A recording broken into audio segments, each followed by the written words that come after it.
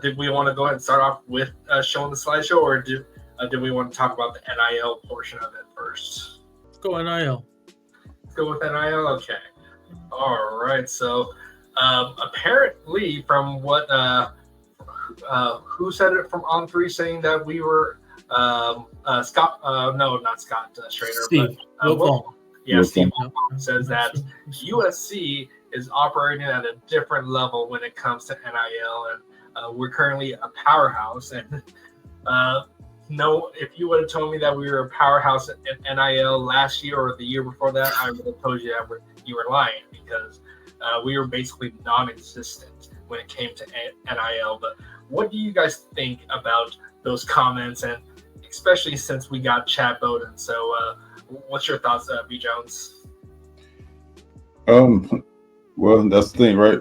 Everybody was saying before, like, let's say, for instance, Josh Pate was saying USC is just not acting like USC, right? And that was because of our NIL situation. Now that's, we seem to be at the forefront of that right now, which is what you expect from USC, right? You expect us to be the leaders in the NIL front with all the opportunities that we have out here.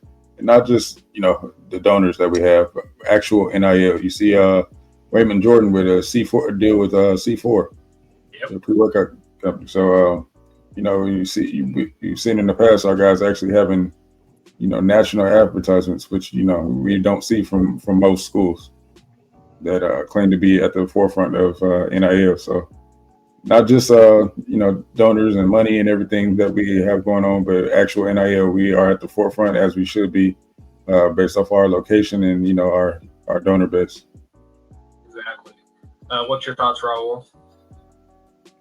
I mean, it's great to hear, because obviously we were losing a few recruits the previous years because of NIL. I think had this NIL would have been established 3 years ago, we would be in a way better position in terms of depth.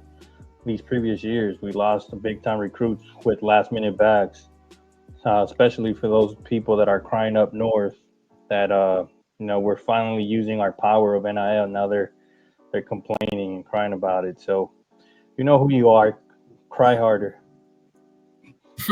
Can't wait for that one. What about you, Guns? Yeah, I mean, I love it. It's a long time waiting, essentially, for this to come to fruition. I got to really honestly thank Bowden, because at the end of the day, we always had that money. It's just we didn't have the right person to do the connecting and talking with the donors, just understand the importance of everything. So he's really a driving force behind this NIL. That's what's happening. So and what Raul said, I mean, it's very fascinating how years ago they were all happy about them buying players, and then since we've caught up, it's like all they can talk about is us now. So get your money up. Exactly. Well, like it's funny because like people said that about us when we were running LA, or when we were running college football back in the mid 2000s, and they were complaining about it, and then they finally did something about it, and trying to destroy our program by hitting us with sanctions. Even though it wasn't USC doing that, it was just some third-party hack of a booster doing some shady stuff. But then when we finally start playing with the big boys, like the Ohio States, the Ole Misses, the Texas A&Ms, and now they're complaining about it. It's kind of funny that they were so quick to clown us because we didn't have NIL going. But the moment that we do, now, oh my God, it's unfair, or blah, blah, blah. Like, they're just paying players. Like, okay, have you, like, I know Steve Sarkisian denied saying that there was a $22 million team or something like that. And there was reports about Ohio State paying like $15 million for their national championship winning team. And Oregon put out a whole bunch of money and still couldn't win. So, it's kind of sad that now that we are playing on the same level field, that now it's unfair. And I wouldn't be surprised if they start trying to limit us and like, oh, we need to figure out some regulations now, all that stuff. Now that we are actually doing what they're doing, and we're not even just paying them or whatever. We're doing like we saw with Jordan Addison. He had the United Airlines NIL. Caleb Williams had some other NIL. Like we're doing NIL how it should have been done with new deals, getting you stuff. Like because what we did with the Branch Brothers, we got them an NIL deal with what was it, Jordans? Jordan. Yeah, Jordan. Yes, sir. And now we see Wayman, who probably didn't have this kind of ability with being in JUCO, but now look at him like On3's tweeting about it, and because of his C4. Now I think I might have to actually get some C4 pre-workout just to support Wayman. Which I don't know if I want to do that, but I'm going to have to just to support him. But yeah, it's just I find it hypocritical of the rest of college football to complain about it now. But either way, another note. Sorry, didn't mean to cut you off, but it's another thing to note too, man. You see that we're not just throwing it out there, throwing the bag out there to all these, to a bunch of random guys like some schools have done, or just whoever has the highest rating. We're actually throwing the bag to guys that we feel are right fits for our program, and you can really see that. So yeah, that's just another thing to note, man. You see, like we have a very robust NIL war chest, but we're using it properly. Yeah, and it definitely helps that Chad Bowden is getting our collectives to buy into it, and it kind of annoys me that Chad Bowden. I'm sure we could have reached out to Chad Bowden a while ago when NIL was a thing, because he's always wanted to be at USC from what he's been saying. And could you just imagine if we would have had Chad Bowden at the very beginning of this whole NIL journey and not having to snap roles for like Dave and Lincoln Riley, if we would have had just an actual general manager this whole time, where we would have been. Right. Like, shoulda, coulda, woulda. And it's kind of annoying. And we were saying it for like the past year or so, since last year or the year before that. We need to get a general manager. Why haven't we hired a general manager? Now that we have one, you see what we're doing with a general manager, and he's literally changing the fabric of college football when it comes to NIL. Like, people are going to probably try to take notes from Chad Bowden at this point. Like, I'm sure their GM is probably other teams' GMs are probably going to go door to door like Chad did at that point. So, right. C4 hits. I don't know about that. Wayman says his favorite is the Jolly Rancher, so I might have to try that out. That was a X comment, Blackie Chan, or is that YouTube? Oh, yeah, it is next. Yeah, I don't know.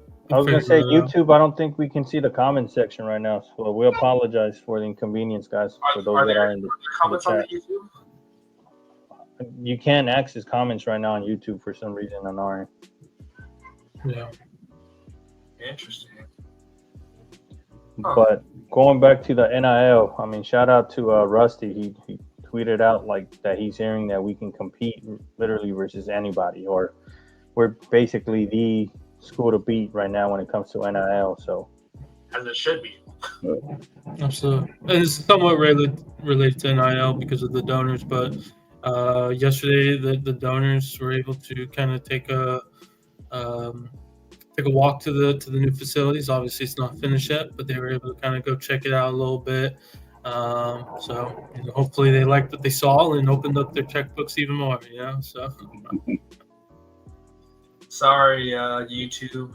I'm trying to see if there's a way that we can get the chat. Working on it right now.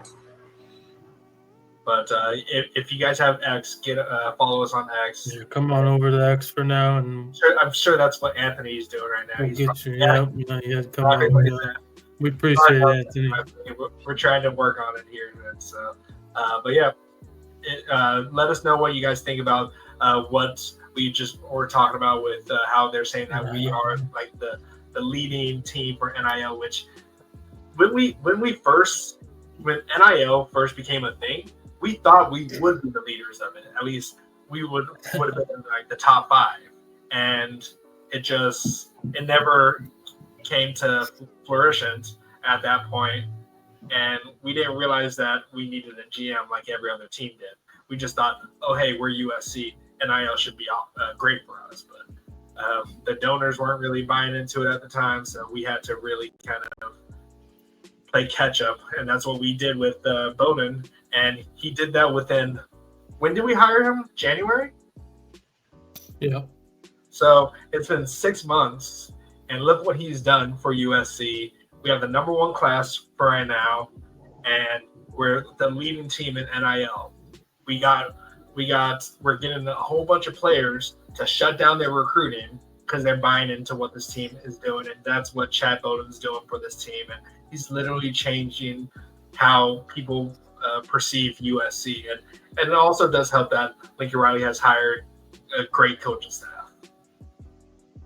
Absolutely. And just a heads up, looks like YouTube chat is good now. So, Anthony, you're more than welcome to go back to YouTube if you want. I did check on my end. But yeah, it looks like we figured that out. So thank you, PC or B. Jones, whoever was able to figure that out.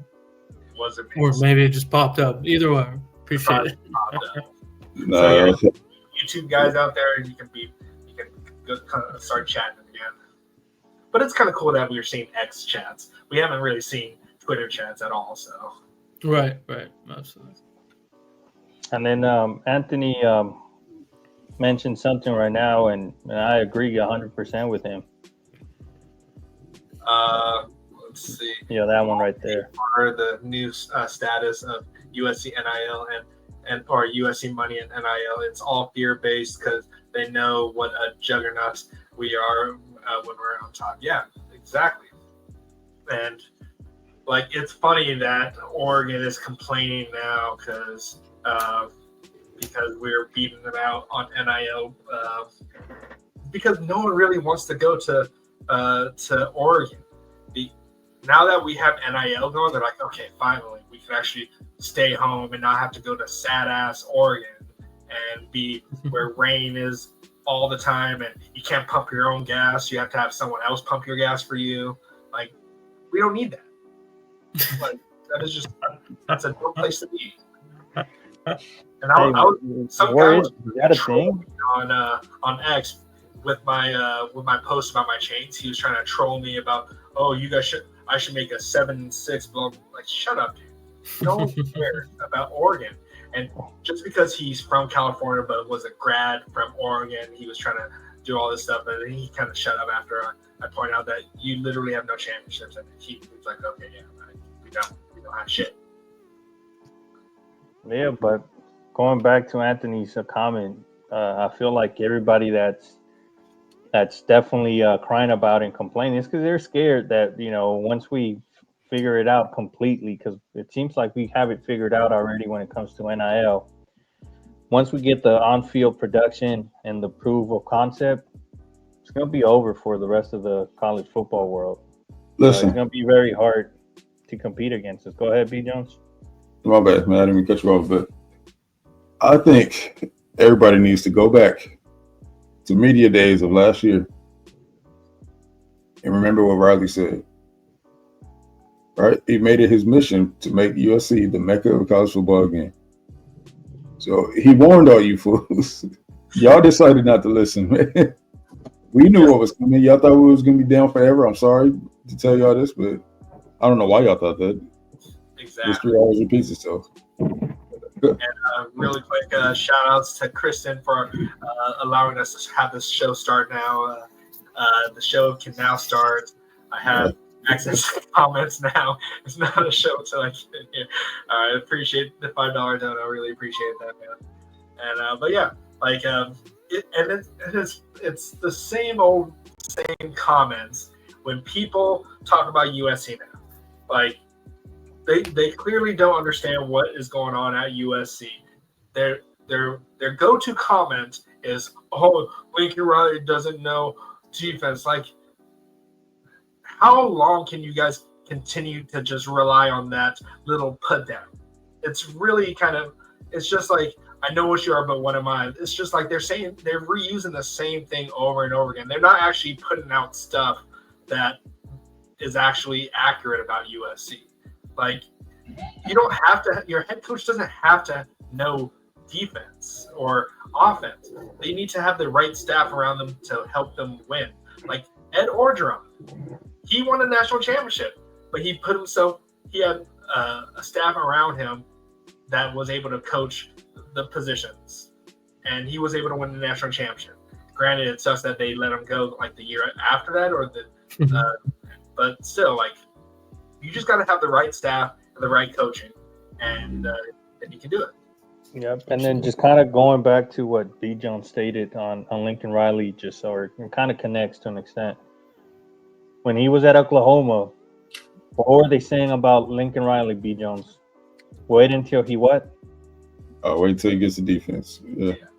So he finally has a defense. You guys are saying that, oh, he's not a head coach. He's an offensive coordinator. Guess what? Well, last year, our defense was the better part of the team. I think on both sides of the ball, I think our defense, was the overall better performer, even though, we lost a few games at the end. We didn't have the depth, but now we do have the depth. Or at least we're very close to where we need to be at. And this year, Lincoln Riley could fully focus on just being a head coach and being the offensive coordinator for USC football. And He's corrected a lot of his mistakes. So whoever's still sleeping on USC is going to be very, very surprised when the season starts and, the development of USC football throughout the year. Yeah. Well, bro, you and I have, a slight advantage compared to everyone else. We got a sample size of what's coming. And I'm just going to remind you guys of a quote that I mentioned to you guys weeks back from a player who we interviewed here on the show, friend of the podcast, Carlon Jones. His quote to me, bro, you remember this? He said, the defensive line is 10 times better than it was last year. I would have to agree based on what I saw. And that's not to mention the freshmen that can come in and contribute early, like Gus Cordova. And we didn't even get a chance to see Keyshawn Silver. And the defense just I'm telling you, the D-line looks night and day. And if we're being real, our defensive line was pretty solid considering what we had last year. So, yeah. We have a lot to be excited about, guys. Just can't wait to shut the rest of the road up, man. They don't know what's coming. Well, see, It's funny though. Like the talking heads are now actually starting to like talk positive about USC, and they're just trying to jump on the bandwagon or whatever. But then like 3 months before, they were talking crap about us. But it's just like now they see what we're building. They're saying that this is completely different from last year. That's what they're saying. Like that's a lot of what everyone's talking about USC. Like, USC's class is going to crumble, but no, this is different because it's California kids and everything like that. And we got our NIL situation covered. That's what that's what all the talking heads are talking about now. That we are, that all the recruits are saying that there's just something different now about USC. Listen to Brandon Lockhart. He's been telling everyone that this is completely different from a couple years ago. Like, he's the first one to tell you that USC is different and that we're coming back. We're coming back to the old days. Like, he's literally shouting that out at the mountaintop. And now people are starting to listen because they realize that, oh, hey, we got our NIL deal, or we got our NIL back, or at least up and going. Right. Yeah. Real quick. Oh, yeah, sorry. B. Jones, we got a legitimate 2 deep. Yeah? You know what, man? I would say we got damn near 3. And I mean that when I say I'll say we got a 2.8 right now. Talk about defensive line? Yes. Okay, so yeah, Keyshawn, Jaw Jarrett, Thanos, Kobe, and we have Yeah. I know Tyler's probably feeling like a team. There we go. Like Yeah, literally, like we are 3 deep right now with a lot of experience too. By the way, it's not just young talent and not relying on a specific player to be our playmaker. We have multiple playmakers on this defensive line, like Devin Tompkins, who everyone is talking about right now. Like everyone wants to talk about John Jarrett, Keyshawn, everything like. But a day oneer with Devin Tompkins is coming in, and people are talking about him. He probably was the MVP on the defensive side during spring camp. Is that what something you would say, B. Jones? I mean, small sample size. I can't give him the whole camp, obviously, because we can see the whole camp. But what everyone is talking about, like when I would agree. Based on what we saw last year and based on what we saw this spring, he's going to be playing on Sundays.